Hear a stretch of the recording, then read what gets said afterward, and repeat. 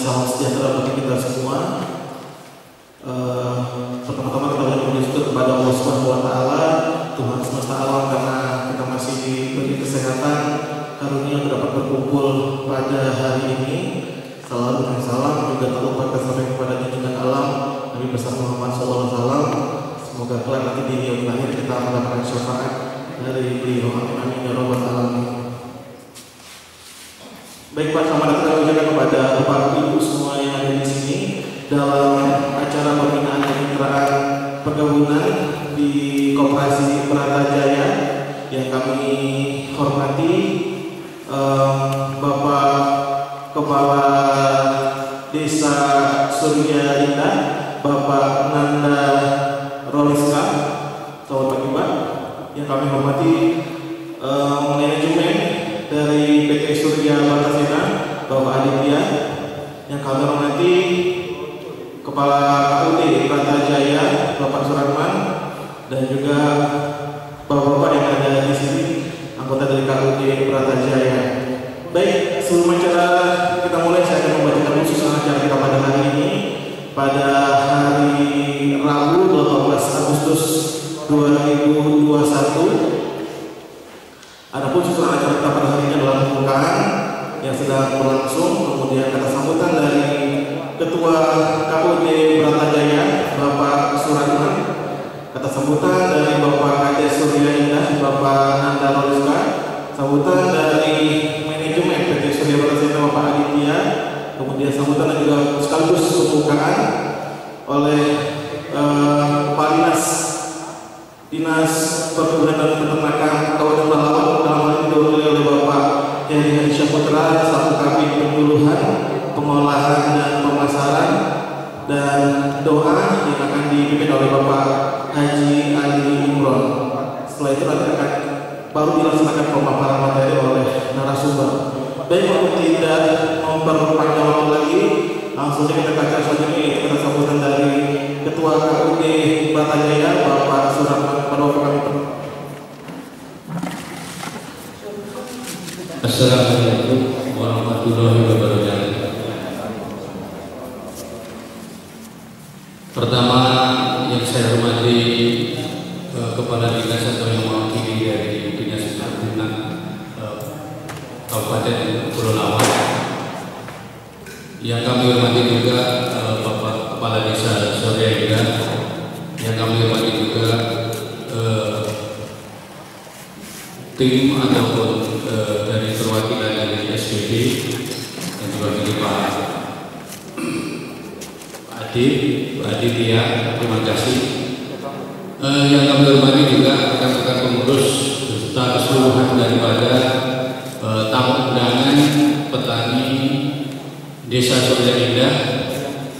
Pertama-tama marilah kita panjatkan syukur kehadirat Allah Subhanahu wa taala yang mana pada pagi yang baik ini kita masih diberikan kesehatan, kelapangan, sehingga bisa menghadiri dari undangan yang kami berikan, yaitu tentang sosialisasi ataupun persiapan petani menuju Expo.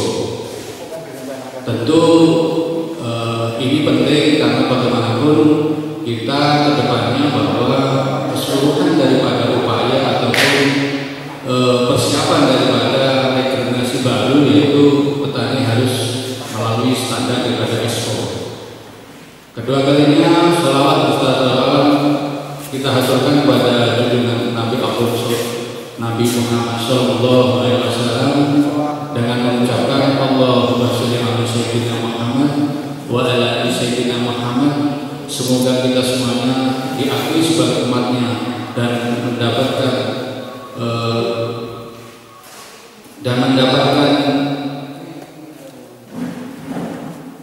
syafaat dari beliau baik di dunia pun maupun di akhirat. Amin ya rabbal alamin. Bapak-bapak peserta rapat dan ibu semuanya, sekedar info aja. Jadi kemarin kami mendapatkan informasi dari Pak Kadis tentang sosialisasi petani menuju Expo. Alhamdulillah dengan respon ataupun memang kegiatan tentu akan kita tindak lanjuti. Maka pada hari ini alhamdulillah kita bisa menghadiri daripada acara sosialisasi menjelang petani untuk mempersiapkan daripada program expo tersebut.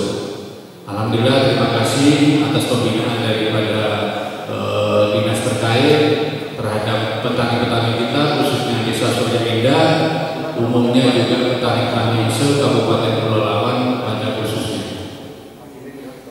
Tentu hal penting juga sedikit saya sampaikan tentang progres-progres ataupun rencana. Jadi Pak Kadis juga kemarin kami juga sudah realisasi tentang dana BPDKS, alhamdulillah pada bulan Maret Pak. Terus alhamdulillah juga progresnya sudah juga mulai dari penangkar pembibitan itu pada bulan Mei.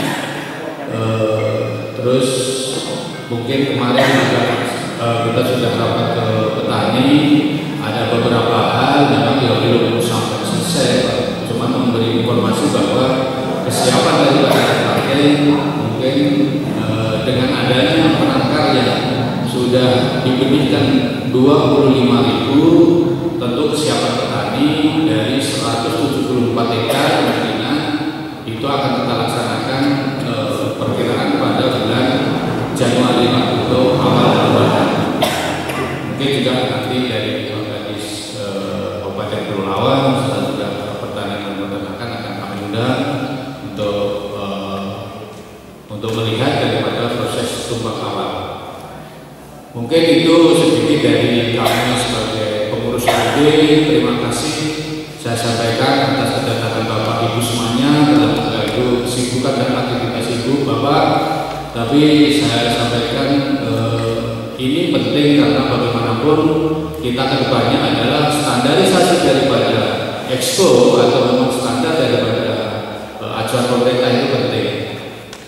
Mungkin itu awal yang bisa kami sampaikan. Kurang dan lebihnya mohon maaf sebesar-besarnya.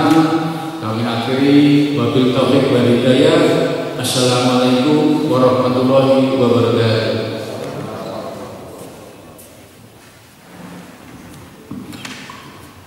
Baik, terima kasih atas sambutan dari Ketua KUD Bratajaya Bapak Suratman. Nanti kita acara selanjutnya itu kata sambutan dari Kepala Desa Surya Indah Bapak Anda tuliskan kepada Bapak kami persilakan.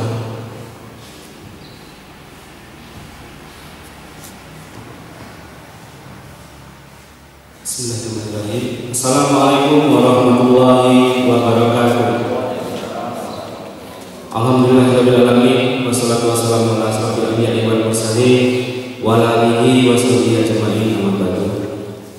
Yang terhormat Bapak Dinas Perkebunan beserta rombongan Bapak Heri, yang terhormat dari manajemen Surya Batasena Bapak Aditya beserta rombongan, dan yang saya hormati Bapak Ketua KUD Bratajaya Bapak Suratman beserta seluruh anggota, dan yang saya hormati seluruh kelompok tani dan petani kelapa sawit di Desa Surya Indah.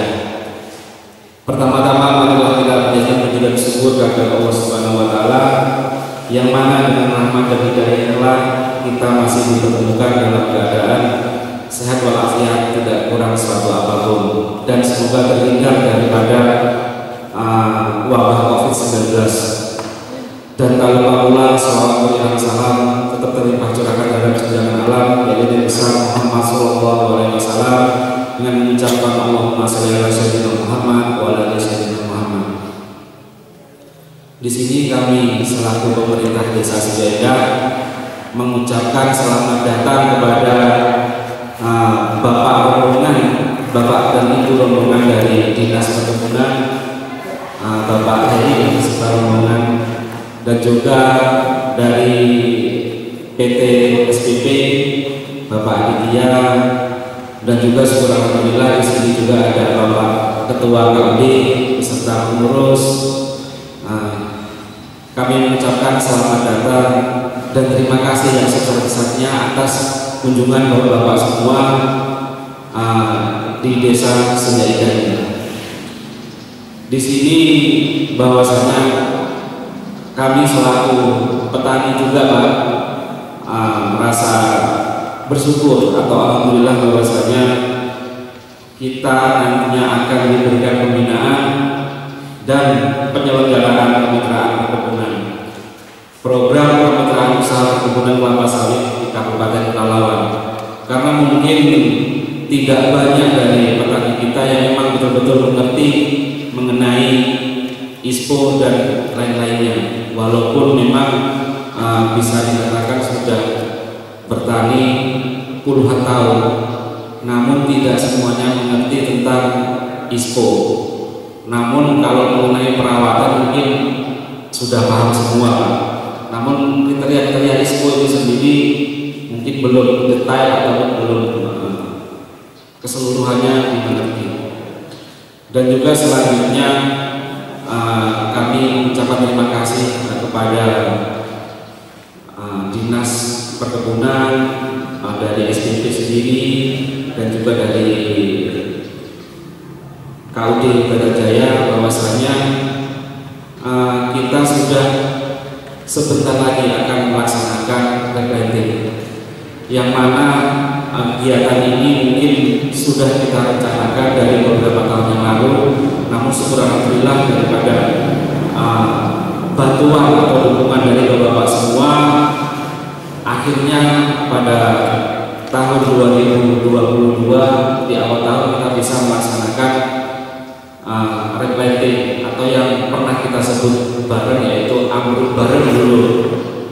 Mungkin tanpa adanya Bapak semua, kita selaku masyarakat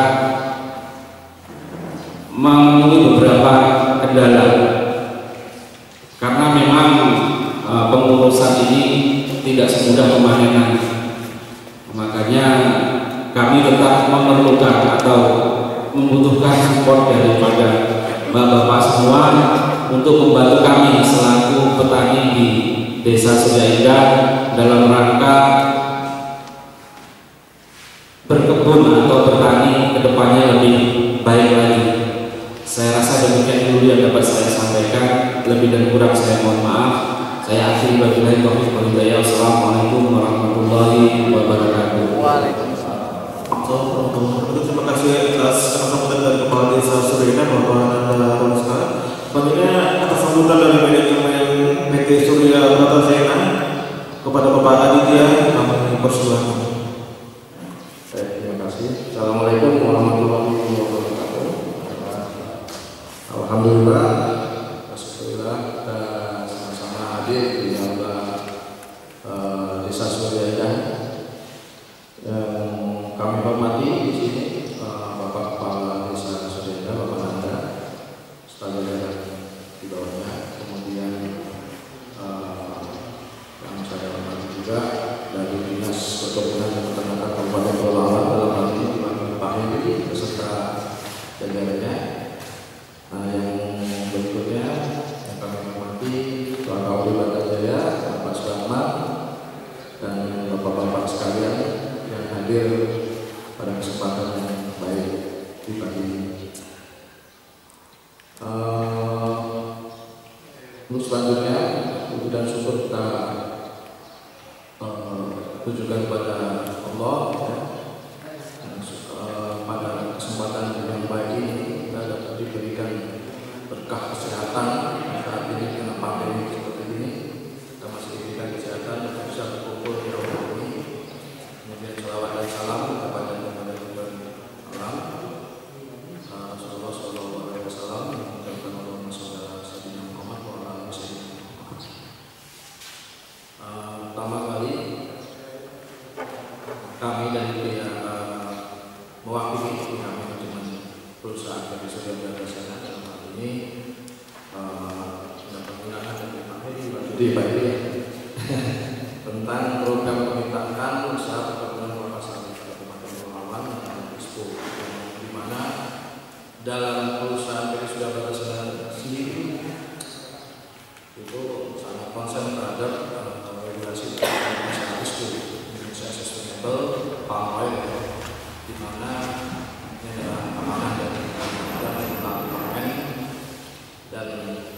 untuk keberlangsungan tata kelola perkebunan sawit yang berkelanjutan lebih baik. Intinya di sini kami mendukung dari sisi program kemitraan dari dinas perkebunan, di mana mengembangkan sinergi antara pemerintah daerah, kemudian perusahaan perkebunan dan juga masyarakat. Mudah-mudahan dengan adanya penyuluhan pembinaan perkebunan ini dapat bermanfaat untuk kita ke depannya, karena usia kita nanti ini untuk perkebunan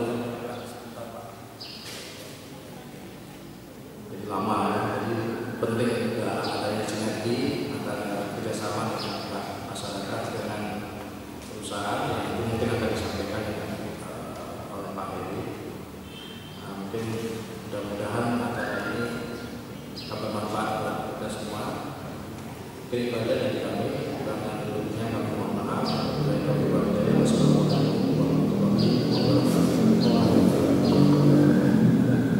Dan terima kasih atas sambutan dari manajemen PT Surya Bratajaya Bapak Aditya.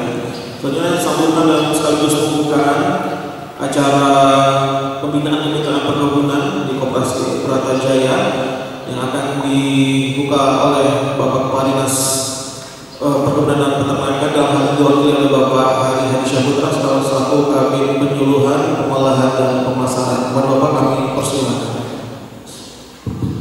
Assalamualaikum warahmatullahi wabarakatuh. Salam sejahtera bagi kita semua.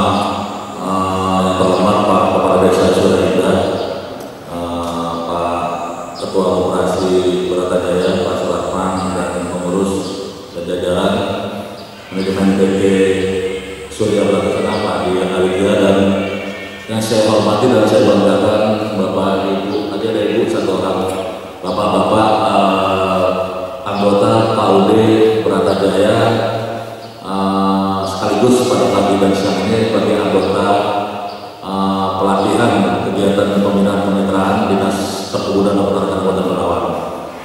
Syukur alhamdulillah kita panjatkan dari Allah Subhanahu wa taala, karena berkat rahmat dan karunia beliau juga lah kita dapat berkumpul pagi menjelang siang ini terkait dengan mungkin beberapa sesi materi nanti kegiatan penyuluhan kemitraan dan sekaligus mungkin penjelasan tentang ISPO dan seluruhnya.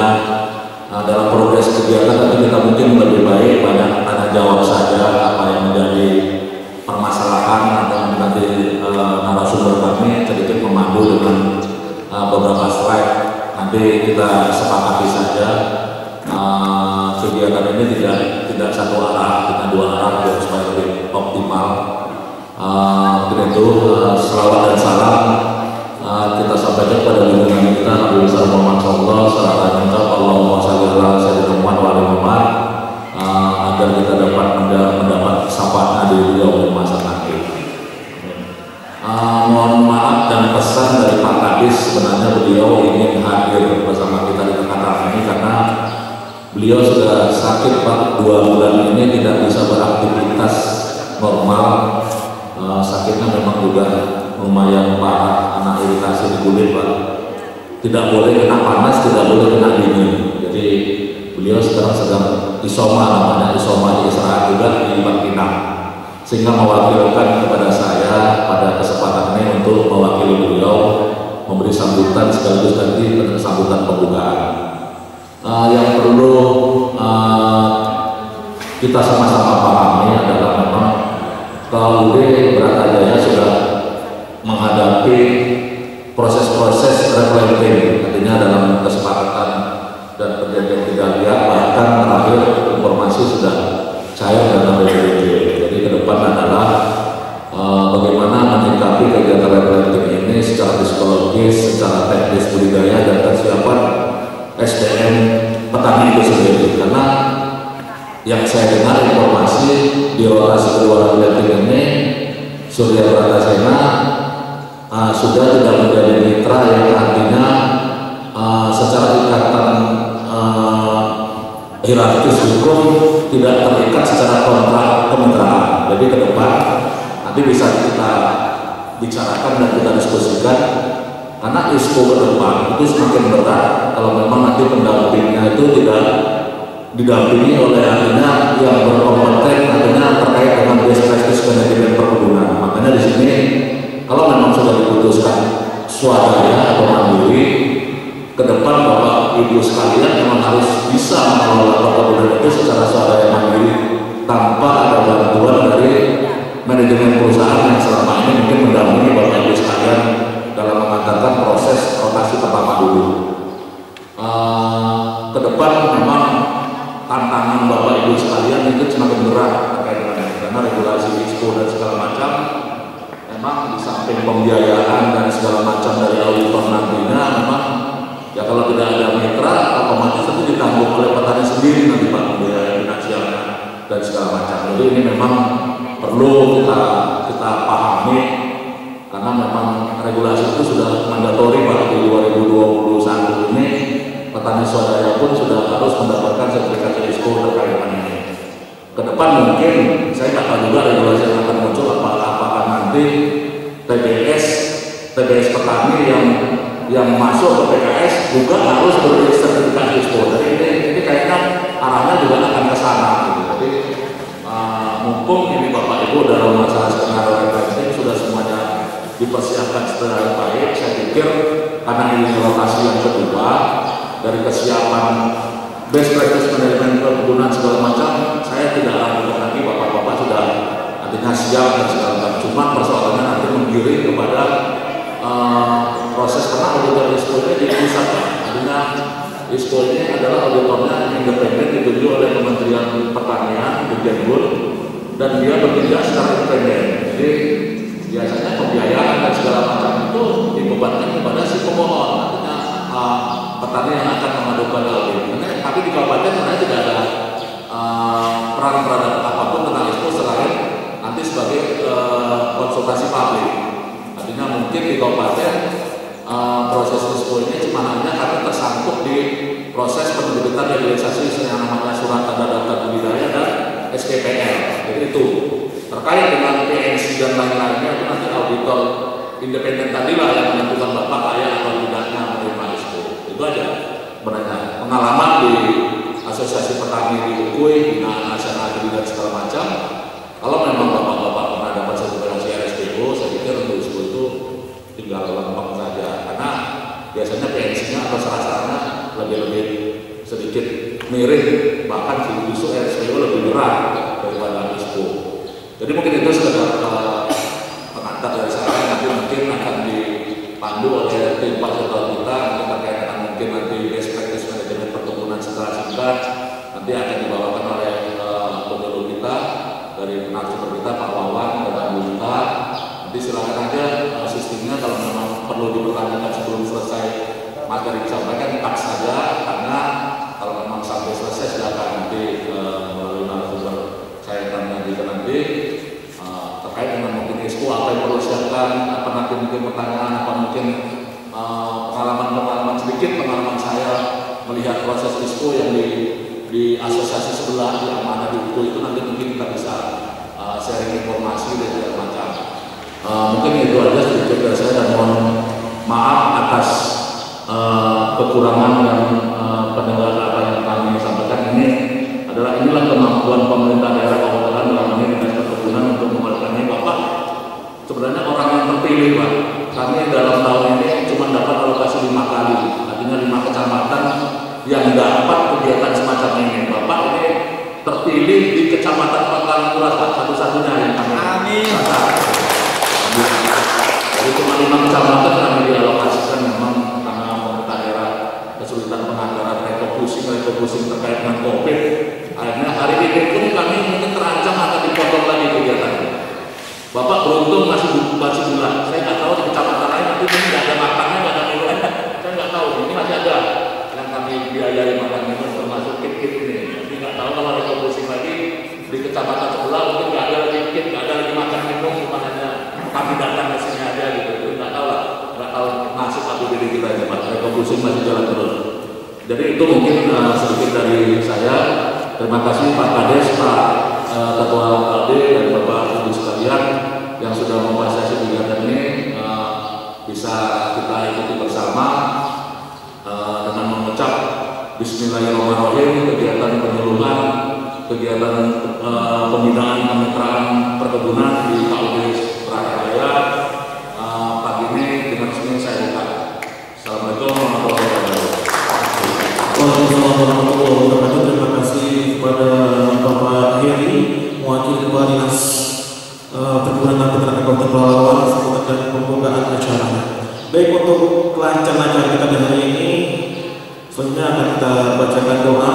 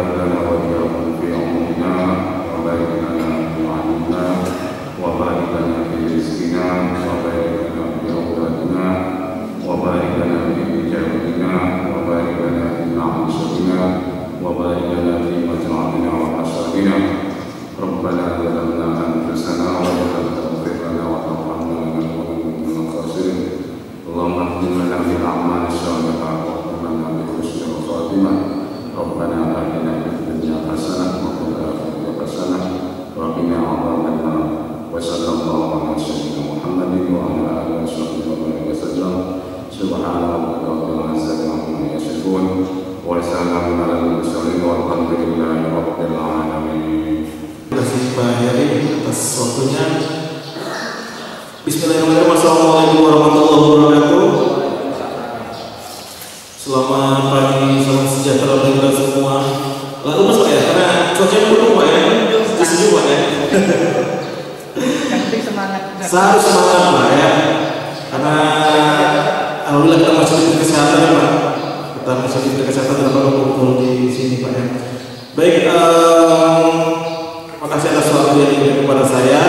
Mungkin seperti yang dibilang sama Pak Heri tadi, mungkin lebih banyak di sini sharing kita Pak ya, sharing tentang ispuran, juga akan ada sedikit isu tentang best practice karena perkebunan. Tapi kalau masalah best practice saya yakin mungkin di sini sudah pakar semua, Pak ahli semua mungkin di sini ya. Tapi nggak apa-apa, kita sharing saja. Ini adalah untuk kita juga semua di sini. Baik, sebelumnya saya akan memperkenalkan diri saya dulu. Nama kata saya Pak ya, saya kata cinta ya. Perkenalkan nama saya Muhammad Setiawan, biasa dipanggil Wawan. Saya salah satu penyuluh di Dinas Perkebunan Peternakan Kabupaten Pelalawan. Untuk di Pelalawan di bidang penyuluhan untuk penyuluhan, jadi kita total ada 8 penyuluh sampai saat ini Pak, saya salah satunya. Memang kita untuk penyuluh dibagi dalam beberapa wilayah kerja. Khusus saya sendiri memang saya memegang untuk wilayah Pangkalan Lesung, Batas Kijang dan Kuala Kampar. Untuk wilayah Pangkalan Kuala itu Pak, penyuluhnya dari mana itu Pak? Pak mana?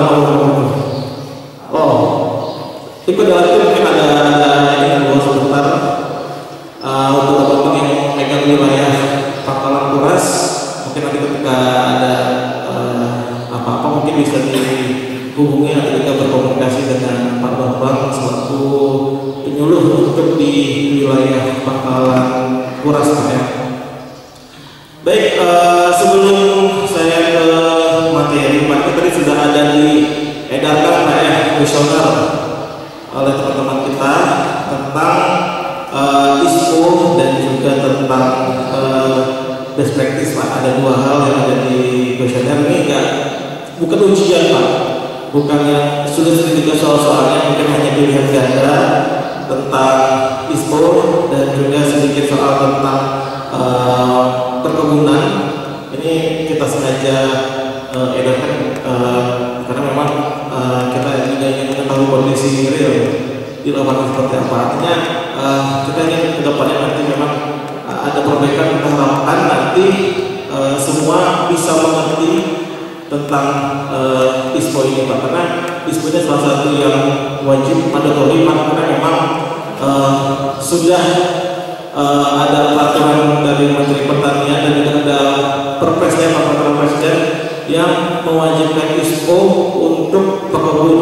Artinya dulu kalau memang kita lihat dari sejarahnya ISPO itu memang awalnya hanya diperuntukkan untuk perusahaan, tapi mungkin sekarang sudah berjalan ke pekebun. Bahkan nanti di 2025 Pak, itu sudah menjadi sebuah kewajiban untuk semua pekebun swadaya memiliki sertifikat ISPO ini Pak. Jadi artinya mari kita sama-sama mengimbangi ilmu. Kita bukan yang dibagi pada ini Pak, tapi artinya tidak kita ingin memberikan yang terbaik untuk bapak semua di sini. Baik, kita ke materi dulu Pak, sedikit sejarah tentang ISPO yang saya paparkan.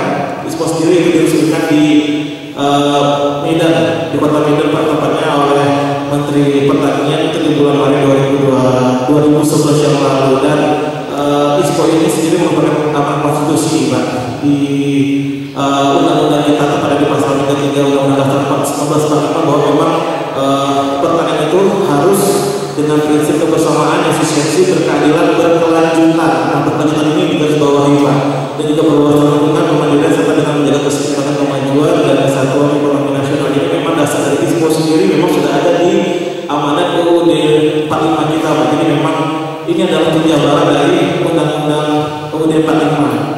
Dan beberapa regulasi ISPO yang sudah ada itu diantaranya ISPO sendiri itu pada awalnya adalah diawali dengan peraturan Menteri Pertanian di tahun 2011, Permentas 19/2011 tentang pedoman perkebunan sayur berkelanjutan, kemudian dilanjutkan lagi, diperbaharui lagi di Permentas 11 tahun 2015. Nah, kedua ini adalah peraturan Presiden Pak. Nah, ini lebih tinggi lagi tingkatannya, peraturan Presiden nomor 44 tahun 2020 tentang sistem sertifikasi perkebunan kelapa sawit berkelanjutan Indonesia, kemudian dilengkapi lagi dengan peraturan Menteri Pertanian nomor 38 tahun 2020 tentang penyelenggaraan sertifikasi perkebunan kelapa sawit berkelanjutan Indonesia. Jadi memang ada dasar yang mendasari kita untuk ISPO ini, sehingga di sebuah mandatori atau kewajiban untuk kita semua. Ini koordinator apa nih Pak? Selainnya Pak, kabur ya? Kenapa Pak? Kurang apa ya? Tapi inilah Pak, sedikit paparkan. Ini saya sedikit paparkan tentang potensi produksi kelapa sawit di Indonesia Pak. Kenapa saya paparkan ini? Karena memang kelapa sawit merupakan primadona dimanapun itu di Indonesia pun di belahan dunia lain. Salah satu potensi yang terbesar yang kita miliki dan kita patut syukuri adalah kita memiliki potensi yang berlimpah di kelapa sawit ini. Saya sedikit gambarkan tentang potensi produksi kelapa sawit di Indonesia dari tahun 2017 sampai tahun 2021. Artinya dari tahun 2017 sampai tahun 2021 selalu terjadi peningkatan jumlah potensi produksi kelapa sawit Indonesia. Di 2021 memang belum sampai akhir tahun, tapi itu diestimasikan Pak. Ini data saya ambil dari Jetwood tentang potensi produksi kelapa sawit Indonesia. Sehingga potensi di tahun 2021 ini mencapai 49 juta ton kelapa sawit untuk di Indonesia. Nah, artinya apa? Kita adalah salah satu bagian yang menyumbang 49 juta ton ini Pak. Nah, artinya proses kelapa sawit itu sangat potensial. Tapi ada beberapa hal yang membuat kelapa sawit ini citranya menjadi negatif Pak. Di antaranya ada yang bilang bahwa kelapa sawit ini pertumbuhannya, perkembangannya tidak mengikuti kaidah-kaidah pelestarian lingkungan hidup, BKPH atau kampanye yang hitam yang mungkin kita kenal Pak ya.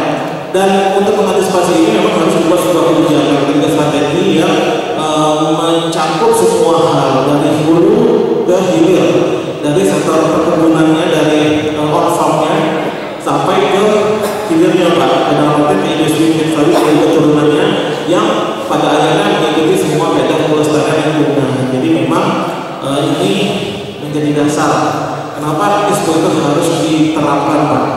Karena memang ada juga persaingan ekonomi di Eropa sana itu antara adanya ini apa substitusi untuk minyak Pak ya, antaranya minyak kedelai, minyak langsir dan juga minyak matahari sehingga terjadi trickle patch untuk produk kelapa sawit. Untuk ISPO sendiri Pak, itu untuk pekebun Pak, itu ada dua bagian Pak, ada untuk perusahaan perkebunan dan juga untuk pekebun. Nah, untuk pekebun sendiri memang sekarang jadi mandatori Pak, itu sebuah kewajiban. Sekarang di tahun 2025 itu menjadi sebuah kewajiban untuk kita semua di sini. Sedikit perbedaan perusahaan sama pekebun. Kalau prinsip ISPO untuk perusahaan itu lebih banyak lagi 47, kalau untuk pekebun hanya 5 prinsip.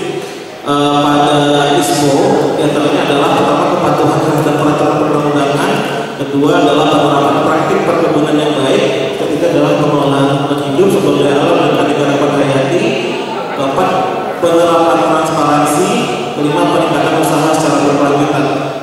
Bapak pada situ mungkin sudah RSPO udah dapat semua di sini Pak ya, sertifikat RSPO udah.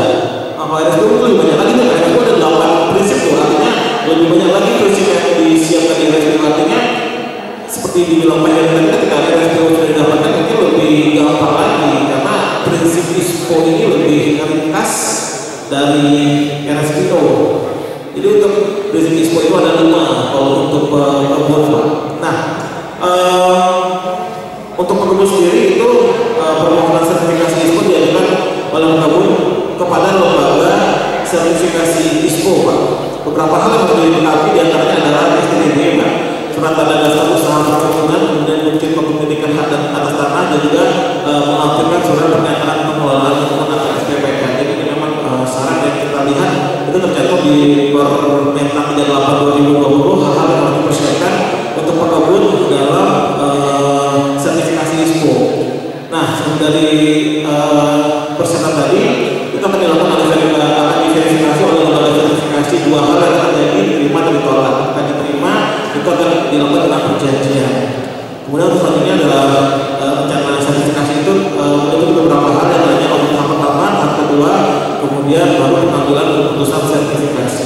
Ini dia Pak, kita masuk ke prinsip-prinsip ISPO. Teman-teman ini secara garis besar saja Pak saya paparkan, karena kalau untuk lebih mendalamnya lagi nggak akan cukup waktu kita di sini. Jadi memang sedikit tentang prinsip-prinsip ISPO yang kita paparkan. Di antara pertama adalah kepatuhan terhadap peraturan dan perundangan.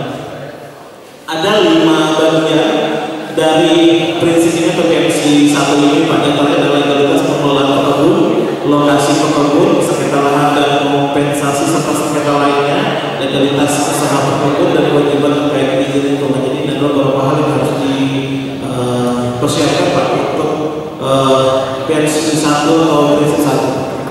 Di prinsip keduanya adalah beberapa praktek perkebunan yang baik. Lebih ke manajemen perkebunan, ini lebih ke pengadministrasian mungkin Pak, tentang organisasi kelembagaan pekebun, pengelolaan pekebun, dan juga penerapan teknis budidaya dan penanggulangan kelapa sawit. Nanti ini akan kita bahas lebih sedikit dalam Pak tentang penerapan praktek perkebunan yang baik ini. Kemudian untuk prinsip ketiga adalah pengelolaan lingkungan hidup, sumber daya alam dan keanekaragaman hayati, terbagi pada 2 bagian, yaitu pencegahan dan penanggulangan kebakaran dan juga pelestarian keanekaragaman hayati atau biodiversity. Jadi ini bagian dari prinsip ISPO ketiga. Pada prinsip ISPO keempat ada transparansi, yaitu pengenalan kesepakatan terhadap PBS dan juga penyediaan data informasi.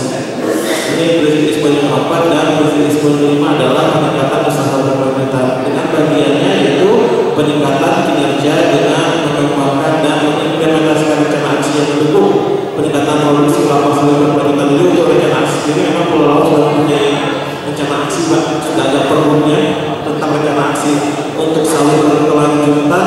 Jadi artinya kita sudah mempunyai panduan untuk prinsip ISPO yang kelima ini. Kita patut bersyukur Pak, pemerintah cukup tanggap ya terhadap ISPO, sehingga kita sudah lebih maju daripada daerah lain untuk rencana aksi yang mendukung peningkatan produksi sawit berkelanjutan. Itu dia untuk ISPO Pak. Jadi memang bisa dibaca lebih lanjut lagi, itu memang di Permen 38/2020 dan juga di Perpresnya ada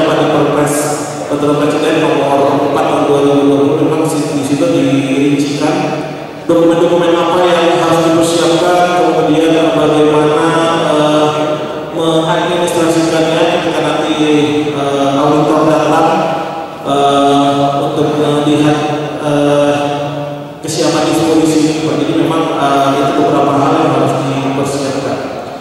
Baik, seperti saya bilang tadi, mungkin kita akan lebih mendalami kepada prinsip dispo yang kedua, Pak. Itu tentang inspeksi tanaman perkebunan kelapa sawit.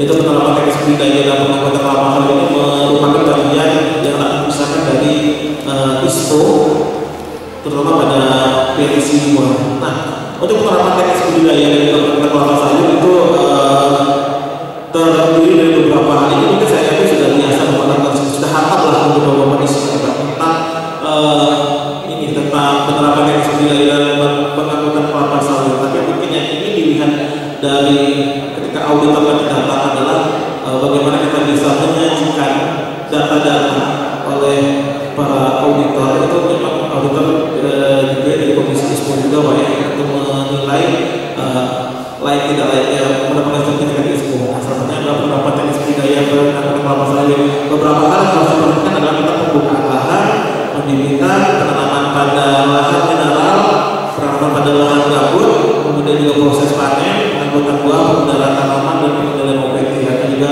bagaimana pengangkutan tanaman. Beberapa hal yang harus dipersiapkan ketika masuk di prinsip kedua ISPO. Kalau itu sudah ini namanya sudah hatam ya. Tentang buka lahan, sudah tahu semuanya itu meluaskan lahan dari tumbuhan terganggu atau komponen lainnya yang termasuk untuk memberikan ruang kepada tanaman untuk dapat dibudidayakan. Memang beberapa hal yang harus disiapkan yang terakhir mas, memang pokok ya, dan merancang rumput ini hal-hal yang harus dipersiapkan dalam pembukaan lahan. Untuk jarak tanam sendiri itu yang dianjurkan adalah 9,09 dalam barisan dan 9,09 kali 8,33 sehingga pokok per hektar yang nanti dapat peraturan pokoknya 132 pokok per hektar. Jarak ini penting Pak untuk kita ketahui karena jangan sampai nanti ketika terlalu kita bernafsu menanam sawit sehingga jaraknya tidak sesuai, itu ujung-ujungnya akan bisa membuat tanaman sawitnya stres. Kenapa stres? Karena terjadi persaingan untuk mendapatkan unsur hara seperti pupuk dan juga mungkin persaingan dalam sudah matahari. Ujung-ujungnya apa? Produktivitas kita akan rendah. Ketika kita bertanam tanaman sawit, tolak ukur yang akan kita bicarakan adalah produktivitas. Ketika berbicara sawit pasti banyak orang berapa produktivitas yang didapatkan. Artinya dari produktivitas itulah kita bisa mengetahui, bisa meningkatkan juga kesejahteraan kita. Jadi hal ini memang harus diketahui juga Pak, bahwa memang mungkin sepeda tapi kalau sepeda bisa berbahaya juga untuk perkembangan sawit kita. Karena memang untuk produktivitas sendiri memang diharapkan nantinya bisa meningkat. Untuk produktivitas rata-rata untuk petani swadaya rata-rata itu masih di bawah 10 ton per hektar per tahun. Pengalaman saya pernah bawa tim dari Kementan pada pusat, bahwasanya kita diharapkan bisa produksi sampai 16 ton per hektar per tahun. Itu diharapkan. Tapi mungkin ada juga sudah beberapa daerah, ada juga beberapa tempat yang bisa mencapai hal tersebut. Kita harapkan seperti itu Pak. Kemudian kita masuk kepada pembibitan. Nah, pembibitan sendiri adalah modal dasar Pak. Bibit yang baik adalah modal dasar dari perindustrian, dari usaha industri perkebunan kelapa sawit, karena akan menjadi kunci keberhasilan usaha perkebunan. Garis besarnya adalah bibit jadi modal dasar untuk keberhasilan usaha perkebunan. Jadi jangan inilah Pak, jangan bibit kita jangan coba-coba untuk menggunakan bibit yang tidak jelas dipakai, karena memang akan mempertaruhkan umur sawit sampai 25 tahun ke depan. Jadi kalau memang lagi dalam proses penanaman mau reflektif, carilah bibit yang jelas asal usulnya, jangan sampai nanti hanya tertiru kurang, tapi hasil yang kita dapatkan tidak sesuai dengan apa yang diharapkan. Mungkin sedikit penjabarannya untuk pembibitan ada dua bagian, ada yang single stack, ada double stack. Kalau single stack itu ada penanaman langsung di pembibitan utama, kalau double stack ada pre-nursery dan juga nursery. Nah ini dia kalau berbicara tentang pembibitan, tentang kebutuhan mencapai kalau ada bagian yang membuat sendiri misalnya, ada beberapa jenis yang beberapa jumlah yang dipersiapkan, di antaranya kalau memang ingin 180 per hektar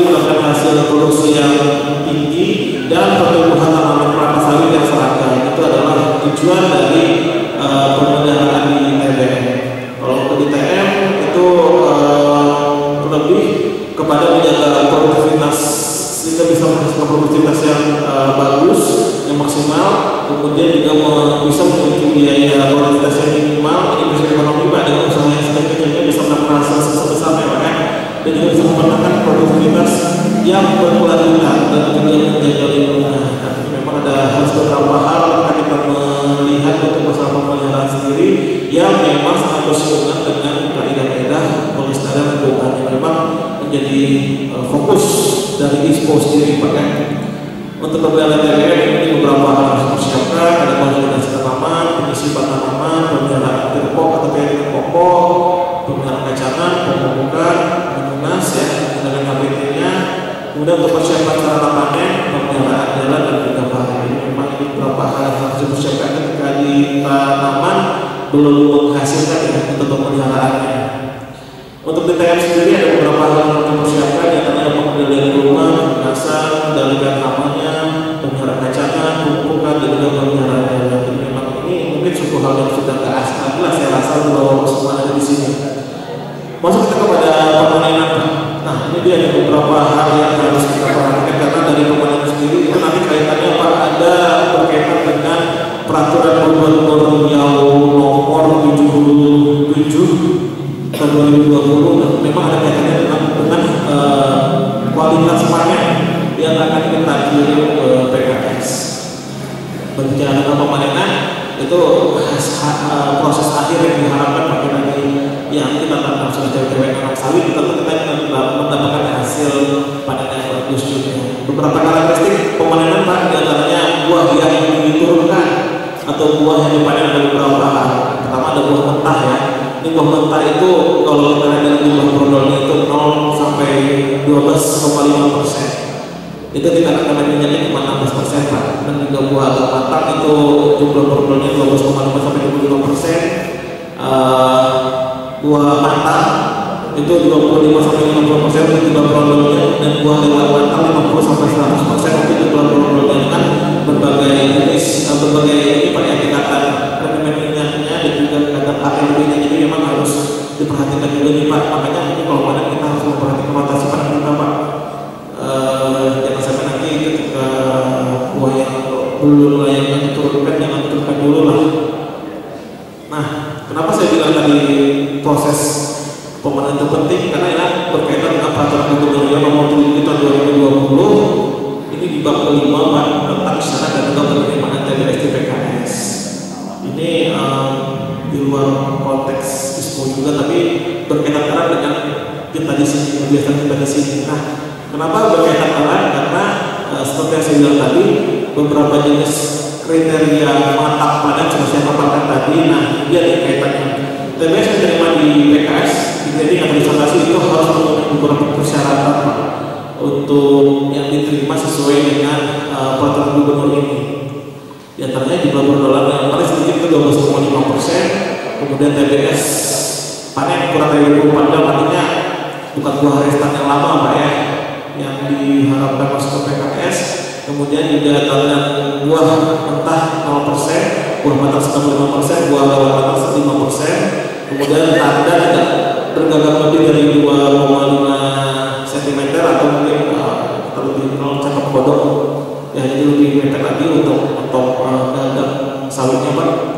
Dan berdoa yang dikirim ke PKS itu minimal 10% yang harus bebas dari sampah, tanah, pasir juga benda-benda lainnya. TBS lebih dari 3 kg per tanah dan tidak terdapat takos atau tanah kosong. Nah, untuk peraturan gubernur Riau sendiri memang baru disosialisasikan, jurnalnya memang belum turun, tapi artinya menjadi kewajiban kami juga untuk bisa mensosialisasikan kepada bapak semua yang di sini tentang peraturan gubernur Riau ini. Nanti akan kita bahas lagi lebih ke materi Pak Heri nanti tentang peraturan gubernur nomor 7 tahun 2020 ini tentang penetapan harga TBS. Salah satu persyaratannya adalah ini Pak. Makanya kaitannya saya masukkan kepada proses panen saya katakan ini karena memang ini berkaitan erat dengan proses yang kita jalani sehari-hari. Jadi ini kriteria yang diterima di PKS. Baik Pak, itu saja pemaparan yang saya ingin sampaikan. Mungkin nanti lebih ke sharing Pak, kita bertukar pikiran, bertukar pengalaman. kondisi real yang ada di sini, mungkin juga tentang persiapan untuk ISPO Pak ya. Oke, mungkin dari situ saja saya kembali ke Pak Hedi kalau moderator. Baik Pak, terima kasih Pak. Baik Pak, ini kita mau langsung tanya jawab langsung, ada sudah pertanyaan yang tersirat di masing-masing bapak-bapak, bisa langsung atau kita tunggu untuk langsung sesi Bu Ita terkait dengan mungkin kelembagaan ini, karena kelembagaan juga salah satu unsur yang nanti dalam penilaian ISPO itu menjadi suatu item penilaian. Tapi saya pikir kelembagaan koperasi sudah solid, artinya ini cuma hanya pengantar-pengantar tambahan saja. Sambil nanti kita juga bicara sebenarnya info terkini terkait Pergub 77 tahun 2001 tentang penetapan harga TBS yang memang berpihak kepada petani. Kemudian setelah saja ke saya, karena kita juga lagi menunggu peraturan pelaksanaannya dari gubernur. Mungkin sebelum ada pertanyaan yang langsung kepada Pak Wawan, kalau tidak kita ke Bu Ita dulu sedikit langsung. Waktu dan tempat kami persilakan Bu Ita.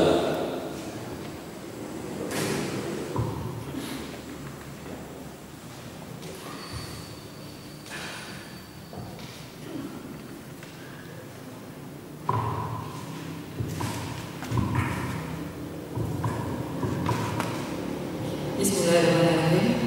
Assalamualaikum warahmatullahi wabarakatuh. Pertama-tama marilah kita sama-sama mengucapkan puji dan syukur kita kepada Allah Subhanahu wa taala, di mana pada pagi yang cukup sejuk ini kita telah diberikan kesehatan dan kesempatan untuk bisa berkumpul bersama dalam rangka mengikuti kegiatan pembinaan, kelembagaan dan kemitraan. Tak lupa juga selalu beri salam, marilah kita sampaikan juga kepada kita Nabi besar Muhammad SAW mengucapkan Allah Subhanahu Muhammad wa ala sayyidina. Bapak-bapak sekalian yang kami hormati, sebelum masuk materi, perkenalkan ya Pak ya, perkenalkan saya Arni Rosita, atau cukup panggil kita saja.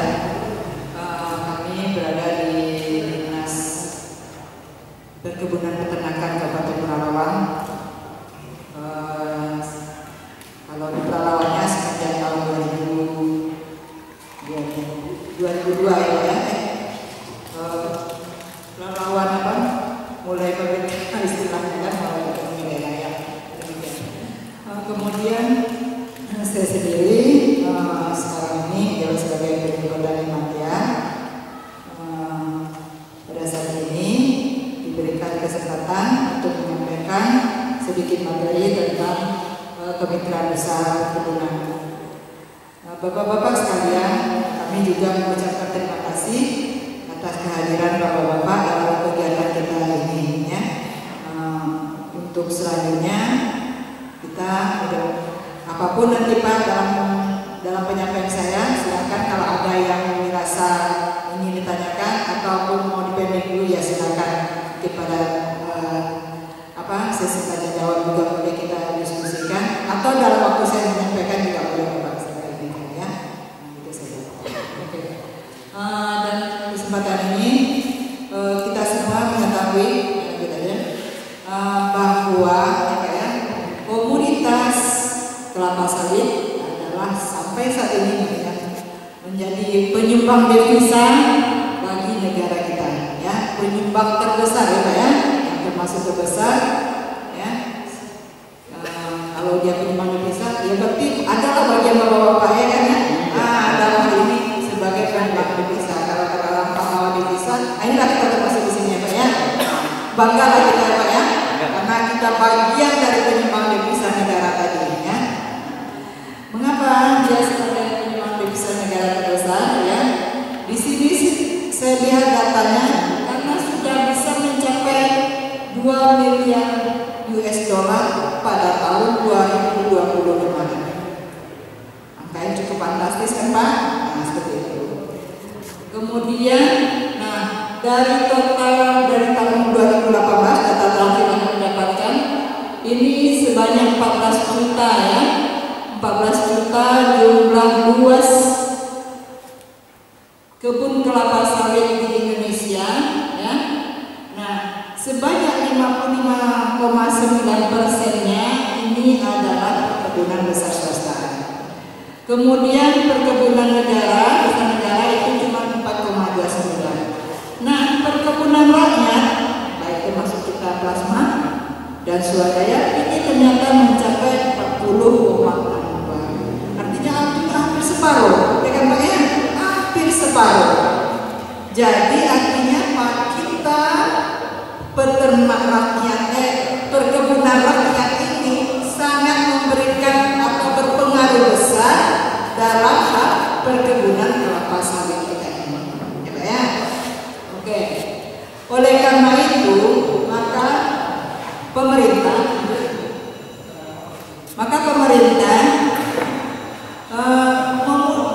menganjurkan atau memberikan perhatian yang cukup besar kepada kita di perkebunan kelapa sawit rakyat ini, ya. Namun demikian, banyak juga masalah yang dihadapi, ya Pak ya. Jadi dulu maaf ya Pak ya.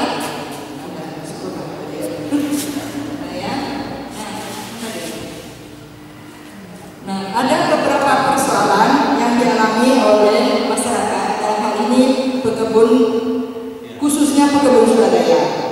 Kalau bapak-bapak yang sudah perkebunan rakyat yang ada bermitra atau termasuk plasma, ya syukurlah, ini kan didampingi ya, artinya kan ada dibimbing, ada dibina oleh perusahaan. Nah, yang lebih menjadikan lagi ini adalah yang swadaya, yang mencoba sendiri, nanam sendiri, menyediakan lahan sendiri, ya, memupuk sendiri. Nah, ini jadi banyak kendalanya.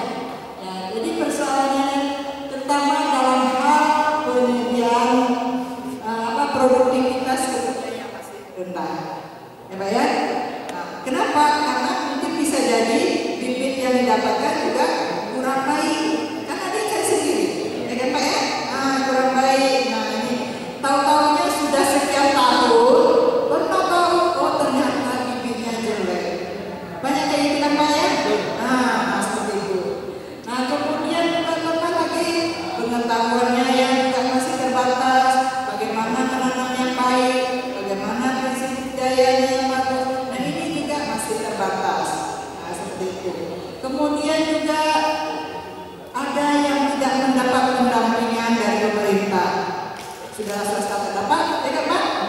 Dari pemerintah pun tidak dapat pendampingan. Ya, umumnya ada juga pemerintah kayak kami lah, harusnya kan kami ya Pak ya. Tapi ternyata kami pun seperti apa kata Pak Eri tadi, ini syukurlah bapak-bapak kami datang ke sini. Karena banyak yang tempat lain yang tidak kami datangi, kan seperti itu. Nah, memang karena kita keterbatasan juga dari segi anggarannya. Jadi tidak semuanya bisa tersentuh dari pekebun kelapa sawit rakyat ini. Kemudian juga nih, termasuk juga kelembagaan. Nah, kelembagaan ini kalau yang swadaya ya sudah, yang plasma dia akan bergabung dalam koperasi, langsung dibentukkan koperasinya, ya kan? Nah, kalau yang swadaya ini tidak ada berkelompok, tidak ada kelembagaan yang menaunginya. Nah, jadi sehingga ini juga menyulitkan bagi pekebunnya itu sendiri, termasuk juga pemerintah dalam hal menggunakannya.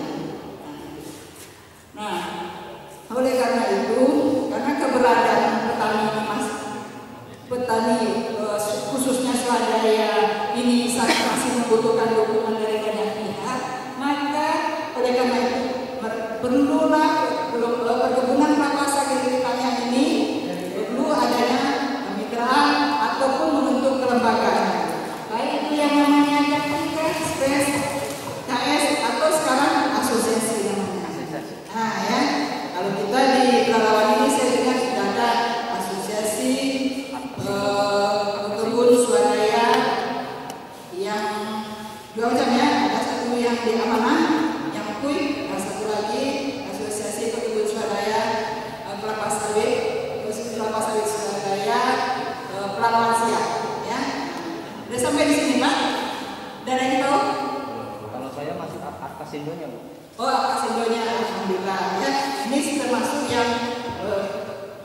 nasional. Ya, yang nasional itu ya. Nah, jadi kita berkiprah kita, jadi kita dapat informasinya cepat. Nah, ya kita dapat di dalam nama tersebut ya. Kemudian apalagi nantinya kalau kita mengarah ke ISPO, mau tak mau kita harus ada dalam lembaga-lembaga tersebut, karena dalam lembaga inilah kita nantinya bisa istilahnya bergainingnya lebih kuat lagi ya. Lanjut. Nah, sesuai dengan peraturan Menteri Pertanian ya, bahwa pemindahan lembaga ini tujuannya adalah untuk memantapkan peningkatan nilai tambah dan daya saing dari produksi pertanian, khususnya kita nanti yaitu perkebunan, dan ini juga menjadi pendekatan kelompok ini adalah untuk mendukung sistem agribisnis khususnya di perkebunan kita ini ya. Lanjut dulu. Nah, kelembagaan yang dimaksud di sini ya, kelembagaan di sini kan kelembagaan petani ini ada mulai dari yang kecil ya, kelompok tani kan namanya. Terkait dengan itu, ke depan nanti banyak sebenarnya rangkaian-rangkaian semacam roadmap, artinya kegiatan-kegiatan yang salah satunya mungkin mengantarkan bapak-bapak petani koperasi sampai ke ISPO. Endingnya ISPO memang. Mungkin lanjut Pak. Jadi ini Pak skenario-nya, apa itu tujuannya semuanya itu ada di dalam materi paparan saya cepat saja. Intinya semuanya di Kabupaten Kulon kita sudah membentuk dengan peraturan Bupati nomor 73 tentang rencana aksi kelapa sawit berkelanjutan yang dilanjutkan dengan pembentukan tim pelaksana daerah. Jadi tim pelaksana daerah itu salah satunya unsur stakeholdernya adalah para petani. Jadi adalah bapak-bapak juga ada di bagian itu. Artinya ketua-ketua TOD itu di dalam konteks pencapaian rencana aksi itu ada di dalam itu. Nanti kalau memang skenario ISPO tadi menjadi kendala terkait dengan pendanaan bermodal segala macam, melalui kemampuan pendanaan APBD, APBD 1, APBN, APBD kabupaten itu akan dimaksimalkan, dan stakeholder lainnya, perusahaan, NGO dan segala macam, insya Allah akan menyasar itu semua. Bagaimana ke depan kesulitan-kesulitan petani semacam Bapak itu untuk mendapatkan sertifikasi ataupun permasalahan kelapa sawit secara berkelanjutan itu akan menjadi fokus bahasan di titik ini. Artinya rancangan SP ini adalah rumahnya, tim pelaksana daerahnya adalah desnya, artinya forumnya. Nanti akan intens Bapak Ibu diundang dalam forum-forum rapat bulanan nanti untuk membahas masalah itu. Apa kendalanya sih?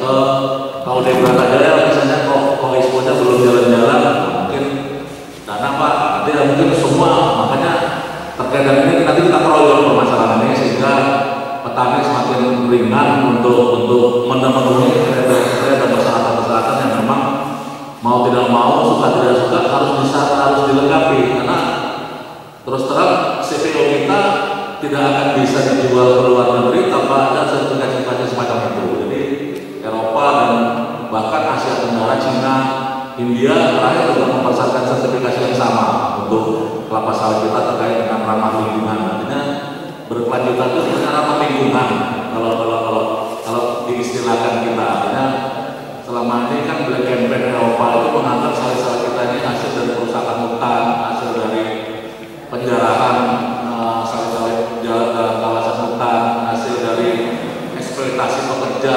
Jadi isu-isu eksploitasi pekerja anak, pekerja perempuan itu jadi isu internasional Pak. Sehingga kadang sawit kita ini ya itu tadi harganya naik turun, syukur sekarang karena mungkin kenapa sawit kita ini naik, kemungkinan karena pesaing kita soya dan jagung di Eropa itu mungkin tidak produksi nih musim dingin, makanya sawit kita naik. Kalau produksi dia naik, sawit kita dihajar. Nah, itu persoalannya. Jadi ke depan pemerintah Indonesia ini kan juga mau menembus itu apa yang diminta pasar Eropa, pasar manapun dengan sertifikasi ini kita lolos semuanya. Jadi tidak ada itu. Jadi ini Pak, jadi sudah di domainnya Presiden nih Pak, di Kementerian Perekonomian sebenarnya leader sektornya terkait dengan Impres nomor 6 kelapa sawit berkelanjutan. Jadi kita Kabupaten Kulon salah satu provinsi saja belum Pak, kita kabupaten yang pilot project terkait dengan pelaksanaan rangkaian ini. Ini adalah mungkin terkait dengan PSB mungkin sebagai pengantar saja sedikit. Nanti mungkin kalau ada pertemuan undangan mungkin ngurus koperasi atau ada undangan nanti kita undang secara pertemuan terkait dengan rangkaian ini. Kemudian mungkin lanjut terkait dengan Pergub nomor 77 terkait dengan penetapan harga TBS. Ini sebenarnya pergub yang krusial yang hanya satu-satunya di Riau yang memasukkan komponen cangkang sebagai penetapan harga.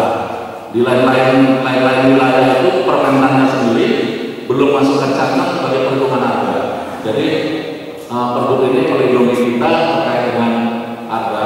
Ya lagi-lagi sebenarnya juga di dalam pergub ini mempersyaratkan juga tentang kemitraan. Jadi nanti TBS yang masuk ke PKS itu semuanya TBS kemitraan, karena di situ nanti ada semacam komitmen. Nah selama ini kan juga sudah berjalan. Kalau kemitraan itu kan memang ikuti standar skenario TBS Dispun. Ini udah berapa tahun ini kan SPP ini kan sudah bukan mitra permanen kita lagi, makanya kan kembali lagi ke harga pasar gitu, harga persaingan bebas di peron-peron ini kan. Kenapa tadi ada pihak perusahaan saya bilang walaupun dalam pola skenario yang lain kita ini swaplola, tapi dalam konsep kemitraannya itu bisa sebagai optaker harapannya juga nanti yang mengambil buah dan segala macam ya dengan harga dispun. Apalagi yang kemudian dipersyaratkan perusahaan, kalau dari awal kalau dia tanya sertifikat bibit kita ada sertifikat hijaunya, ada sertifikasi dari sisi pola pengelolaan. Kita sudah mengikuti aturan Dirjen terkait dengan SOP mulai penambangan, penanaman sampai pemeliharaan semuanya sertifikatnya tidak ada alasan lagi yang namanya hukum kita itu tidak standar. Tinggal nanti mungkin di sesi P1 P2 saja mungkin ini betul-betul pemeliharaan.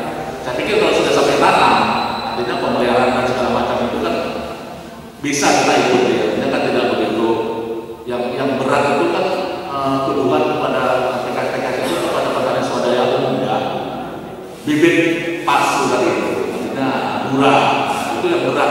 Kadang-kadang menghukum kita tanpa ada pengadilan seolah-olah semua TBS petani swadaya itu adalah murah, padahal sebenarnya tidak juga diuji secara substansi ekologis kimia. Jadi di dalam Pergub ini nanti ada suatu ketentuan namanya TBS yang diterima PKS harus diuji rendemen semuanya. Artinya disepakati rendemennya berapa, baru harganya ditetapkan sendiri. Tidak seperti yang selama ini mau bagus mau enggak TBS bapak kalau tidak bermitra ya ikut harga itu. TBS itu yang kadang perlu dikatakan. Itu nanti di Pergub nomor 7 itu yang krusial. Lagi-lagi sebenarnya memang diikat oleh kemitraan. Jadi makanya tadi kenapa perusahaan saya undang walaupun sudah tidak bermitra secara ke depan memang sudah mau tidak mau suka tidak suka perusahaan harus melakukan itu, karena kalau dia melepaskan mitra bapak-bapak itu kan jadi kerugian jadi dia, karena kewajiban bermitra 20% ke masyarakat juga menjadi persyaratan dia nanti juga ketika melakukan perpanjangan HGU. Kalau dia lepas juga dia punya kerugian sebenarnya. Artinya take and give-nya masuk.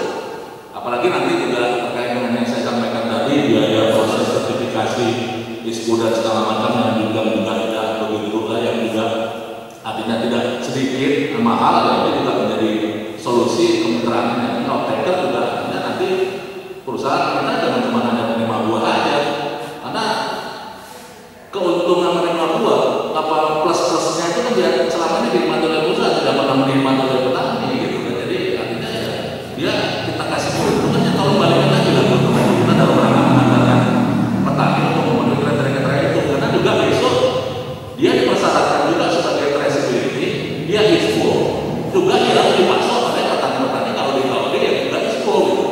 Jadi kewajiban ISPO menjadi kewajiban bersama antara perusahaan dan koperasi. Jadi itu sebenarnya Pak